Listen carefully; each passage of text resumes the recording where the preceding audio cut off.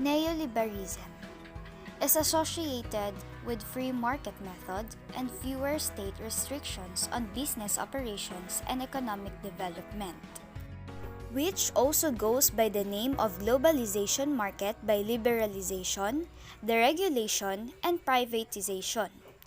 Its alternatives are said to be economic nationalism, fair trade, and anti-capitalism or socialism. In 1907, a Philippine assembly was elected by propertied voters such as workers, peasants, and women had not yet been enfranchised to vote, and one of their first bills was to establish a state university. Hence, the UP was founded at a time when the colonial government was the height of its pacification campaign against Filipino insurgents. The Philippine Normal School was earlier established to train teachers using English as the medium of instruction in the public school system. And UP was to become a key part of the ideological apparatus of the colonial government. Murray Bartlett, in his inaugural address as UP president in 1911, stated that the surest way of bringing about Philippinization of the government is through the university where skilled and efficient public servants will be trained for the various bureaus. In 1946, after the granting of formal independence, the national leaders who formed part of ruling class have continued to serve American interests. The first era of globalization is said to have occurred after the shocks of the First World War. Free trade policies imposed at the turn of the century operated more fully during this period marked by A. The development of cash crops such as sugar, abaca, and coconut, and extractive industries metal ore for export, the raw materials needed by American industry. B. The importation of consumer goods including cultural fare, mainly from the US. In 1929, when the US stock market was crushed, the Philippines, like the rest of the world, felt the effects of the Great Depression that occurred during the 30s. The second era of globalization occurred after the Second World War, and the UP played a key role in the development of units geared to the needs of the Cold War, the so-called struggle of the free world against the Soviet Union. If the UP during the colonial period produced efficient articulators of colonial ideology, the university after the war produced anti-communist and neo-colonial intellectuals and professionals. And US funding agencies and foundations had seen to that. Under President Vidal Tan in 1952 to 1956, the university became an American conduit of anti-communist propaganda. The International Cooperation Agency, ICA, the forerunner of the U.S. Agency for International Development, USAID. The Fulbright Smith Month program under the U.S. State Department gave fellowships for UP faculty members and brought in American professors. Cornell University assisted UP Los Baños in its program. Michigan State University aided the Institute of Public Administration. Under this program, agents of U.S. imperialism in the guise of exchange professors and academic technicians swamped the campus.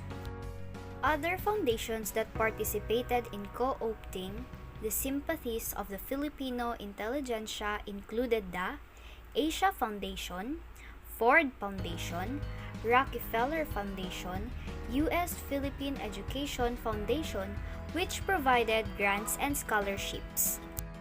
The administration of President Vicente Cinco, who tried to follow the liberal tradition of Rafael Palma and Bienvenido Gonzales, was under scrutiny of the Hana Survey Mission, which set criteria for higher education within the ideological limits of what the Americans saw as essential of enlightened citizenship and leadership in a free and democratic.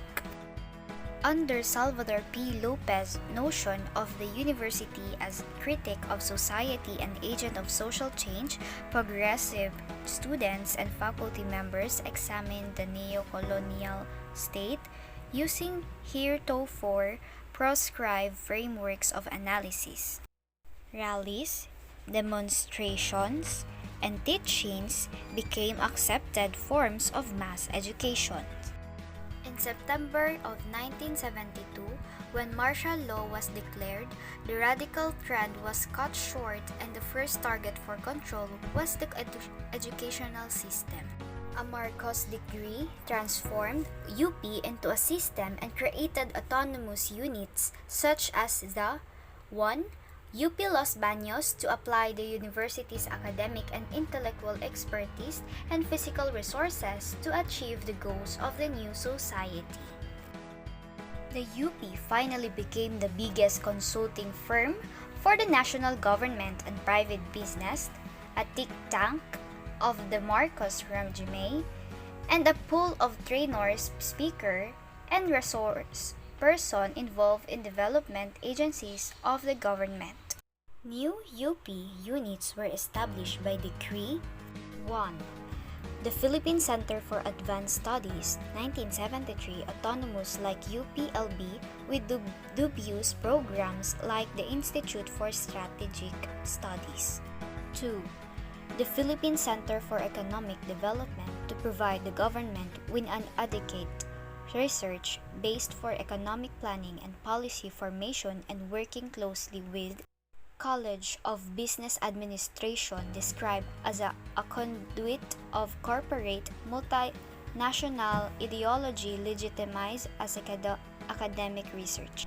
The National Engineering Center intended to ensure that the number of engineering graduates would match the requirement of industry and economy. 4. The UP Visayas, whose rationale for establishment depended mainly on foreign loans and grants, with the World Bank giving generously to develop its campus in Miagao, said to be ideal for fishery development. Long-established units were revitalized or reoriented to be useful to the Marcos regime and big business. The Statistical Center, College of Public Administration, School of Labor and Industrial Relations, School of Economics, College of Education, College of Law and Law Center, College of Engineering, College of Business Administration, Institute of Mass Communication, and Institute of Small-Scale Industries. The World Bank began helping the College of Agriculture develop as an instrument for the bank's concept of rural development, among others. The World Bank, with its assistance of $6 million to the College of Agriculture for improvement of its facilities, then embarked on a sustained program in education.